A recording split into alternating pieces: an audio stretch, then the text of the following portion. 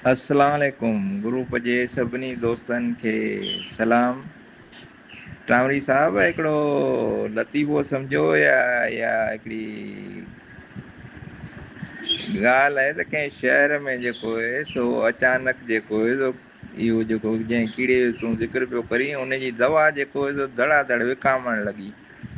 Company वारा परेशान थी विया त भई हिन जे फलाणे शहर में जेको आहे असांजी दवा जेका आहे एॾी फ़रोख़त पई थिए ऐं इहो छा चकर स्टॉक ई ख़तमु थी वियो आहे ऐं जेको डिमांड पूरी कोन पई थिए त हुननि पंहिंजो रिप्रेज़ेंटेटिव उन शहर में मोकिलियो त वञी पुछा कर कहिड़ा डॉक्टर आहिनि जेके इहे दवाऊं जेको कीड़े मार माण्हुनि खे रिकमेंड पिया कनि।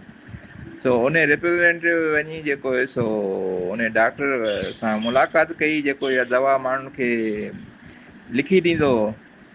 सो उन खां पुछियईं साईं जेको तव्हां धड़ाधड़ जेको हर माण्हू खे जेको कीड़े मार दवा पिया ॾियो चकर छा आहे? चई बाबा को भेण चयो टंग थो बञाए अचे, को ॿांह बञाए अचे, को मथो पढ़ायो अचे, को अखि कढायो अचे।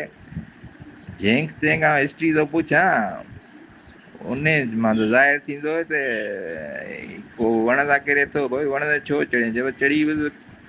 सो हू उन्हनि खे दवा ई चवंदो आहे की कीड़ो आहे तंहिंजे करे उहा दवा कीड़े मार जेको लिखी ॾींदो। सो हमरा जेको सो जीअं ई डॉक्टर खां पुछी उहो वञणु लॻो त डॉक्टर सॾु कयुसि। चई बाबा हेॾां अच। चई तूं बि इहा दवा इस्तेमालु कर। चयो तुंहिंजी दवा पई विकामे तूं रूबरू वरी पुछणु आई मूंखां तोखे बि इहा बीमारी आहे तूं बि वठि टावरी हाणे तूं पाण खे संभालजांइ मथां तोखे न लिखी ॾियूं महिरबानी।